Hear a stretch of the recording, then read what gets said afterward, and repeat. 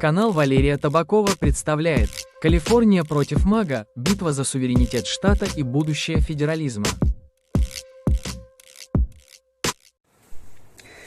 Здравствуйте, дорогие друзья! С вами юрист Валерий Табаков. Сегодня мы рассмотрим один из самых острых конфликтов 2025 года, события в Лос-Анджелесе, где администрация Дональда Трампа и движение МАГА столкнулись с властями Калифорнии. Национальная гвардия была развернута без согласия штата и, что шокирует, без федерального финансирования на еду, воду, топливо, снаряжение и жилье. Это не просто юридический спор, а серьезная угроза федерализму, напоминающая путинскую Россию, где регионы лишены автономии. Мы разберем, как Калифорния может защитить свои права и законы, и что этот конфликт значит для будущего США.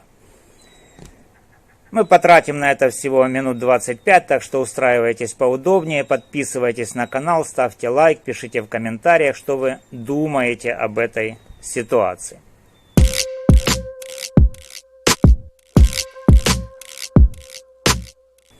Итак, контекст. Что произошло в Лос-Анджелесе? В июне 2025 года Лос-Анджелес стал эпицентром политического и юридического кризиса. Протесты вспыхнули 6 июня из-за рейдов иммиграционной и таможенной службы ICE, которые задержали не менее 44 человек в латиноамериканских районах, таких как Fashion District и Paramount. Протестующие поджигали машины и строили баррикады, а полиция Лос-Анджелеса применила слезоточивый газ. Но, по словам мэра Карен Басс, ситуация оставалась под контролем. Однако 7 июня президент Трамп, ссылаясь на акт о восстании 1807 года, подписал меморандум, назвав протесты мятежом, и развернул 2000 военнослужащих Национальной гвардии, позже увеличив их число до 4000.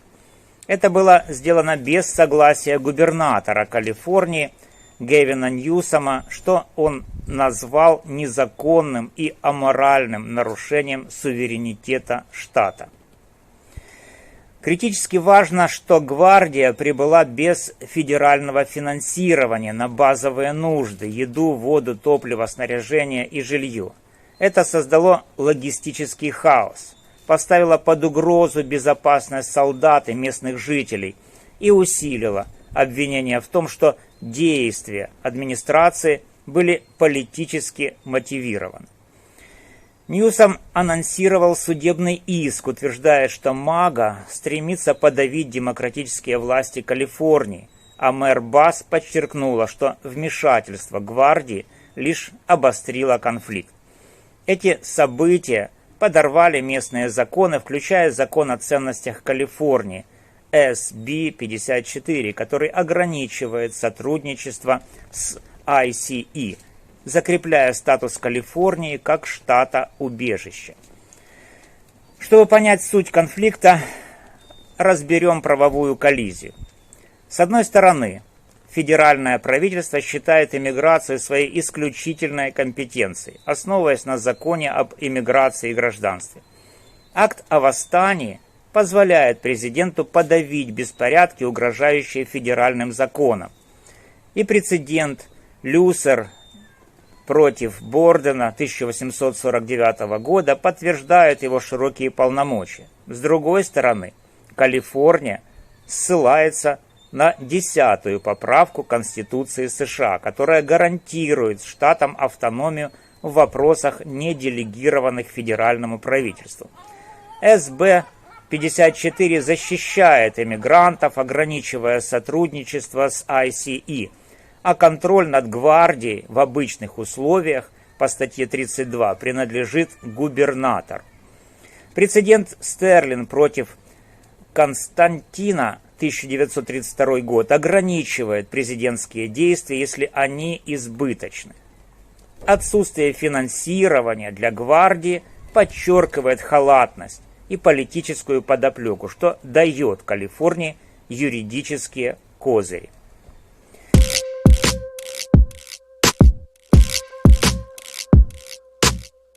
Как Калифорния может защитить свои законы и суверенитет?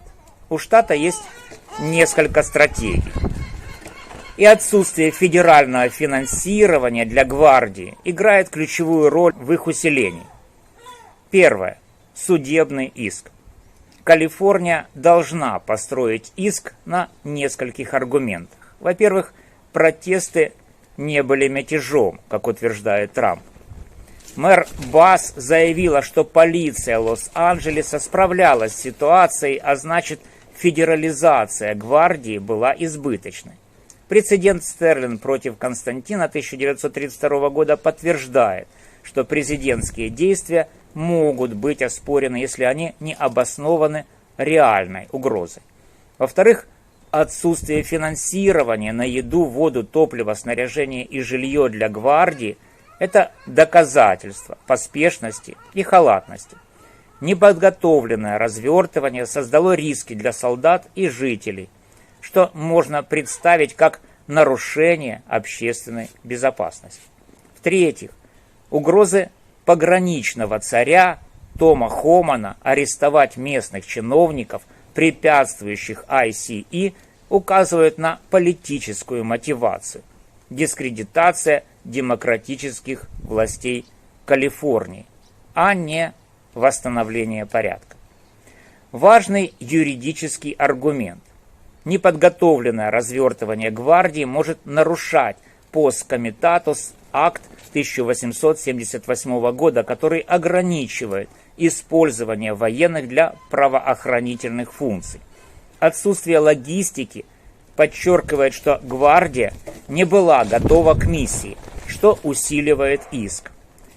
Исторический пример. В 1992 году во время беспорядка в Лос-Анджелесе гвардия развертывалась с согласия штата, что делает действие 2025 года явным нарушением. Хотя успех иска сложен из-за прецедента Лютер против Бордена, поддерживающего президентские полномочия.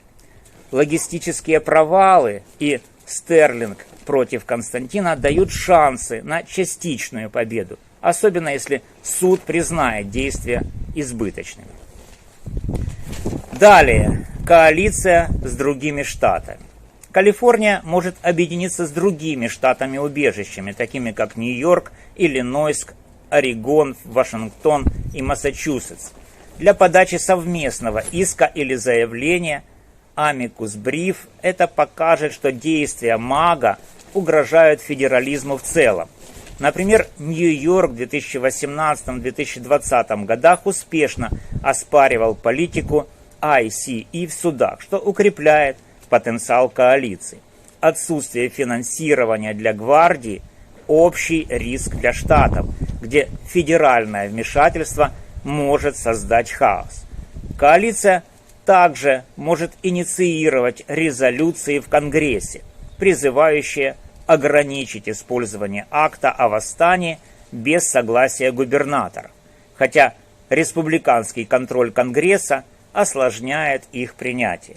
Такой альянс усилит юридический и политический вес Калифорнии, привлекая внимание к проблеме централизации.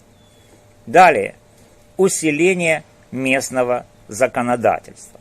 Калифорния может ужесточить законы штата-убежища, чтобы затруднить рейды ICE. Например, усиление СБ-54 через введение штрафов для местных органов, сотрудничающих с ICE, и расширение AB-450, ограничивающего доступ ICE на рабочие места без судебного ордера.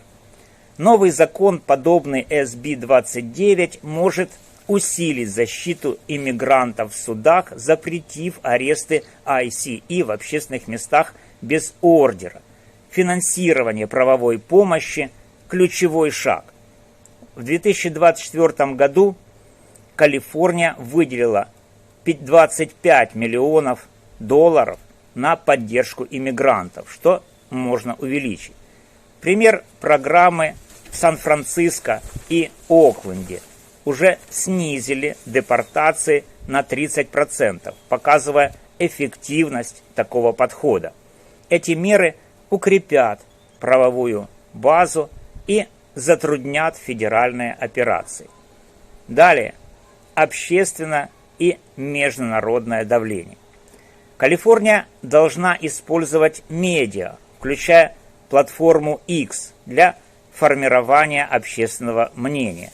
Компании, подчеркивающие неподготовленность МАГА, отсутствие финансирования для гвардии и сравнивающие действия с путинской Россией, где регионы подчинены центру, могут усилить резонанс.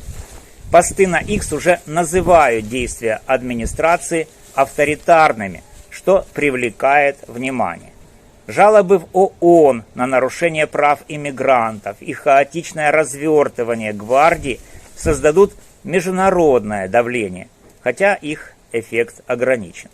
Мексика осудила рейды ICE, а правозащитные НКО, такие как Amnesty International, критиковали гуманитарные иски, что усиливает позицию Калифорнии на глобальной арене. Экономические рычаги. Как пятая экономика мира, Калифорния обладает мощным рычагом давления. Штат может бойкотировать компании, связанные с ICE, такие как частные центры содержания, или ограничить сотрудничество с федеральными подрядчиками. Например, бойкот Walmart в 2018 году за поддержку ICE показал эффективность экономического давления. Отсутствие финансирования для гвардии подчеркивает слабость администрации, что можно использовать в переговорах о федеральных грантах. Однако есть риск. Федеральное правительство может сократить финансирование штата, например, $10 миллиардов ежегодно на университеты. Поэтому действия должны быть осторожными. Экономический вес Калифорнии делает ее ключевым игроком в противостоянии МАГА. А теперь проведем параллель с Россией Путина.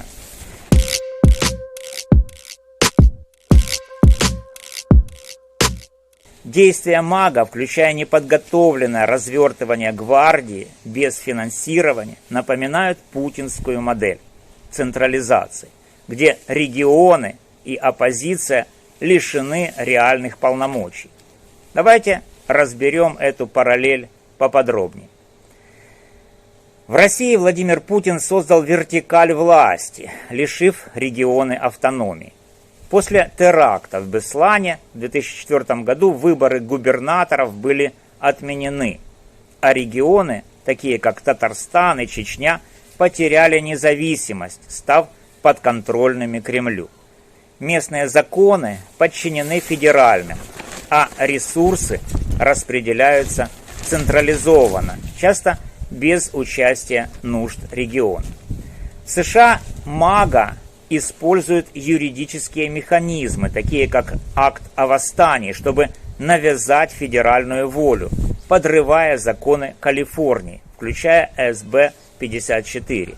Отсутствие финансирования для гвардии напоминает российские поспешные решения, которые игнорируют логистику и создают хаос.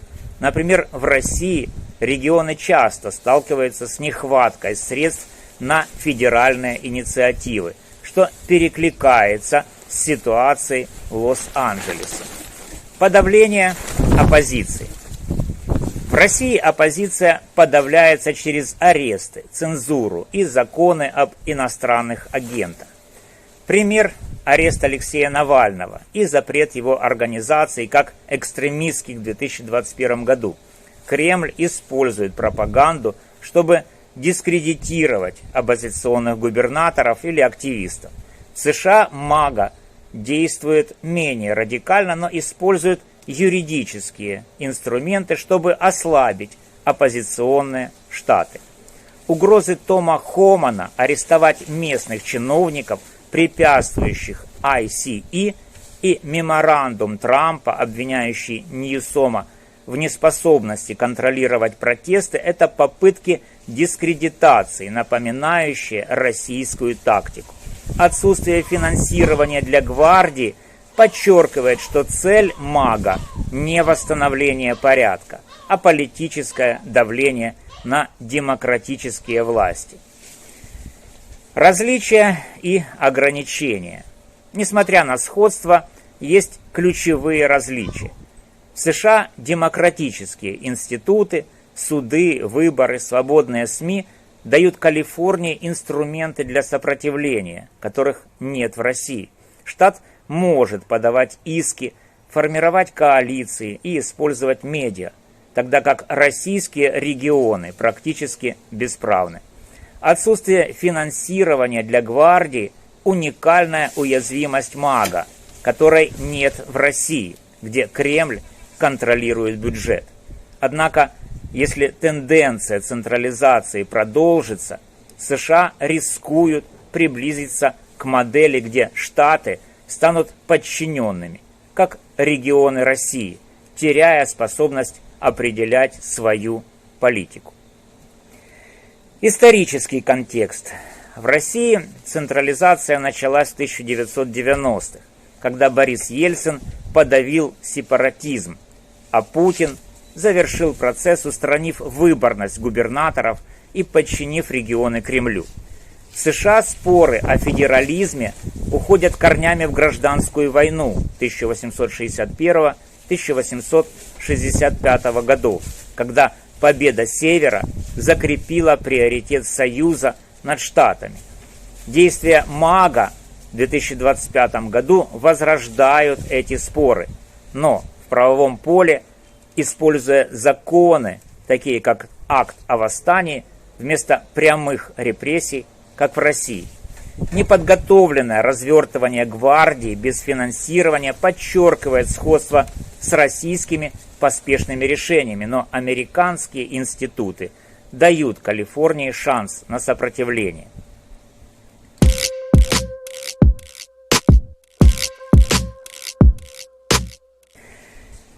Друзья, этот конфликт имеет далеко идущие последствия для федерализма в США.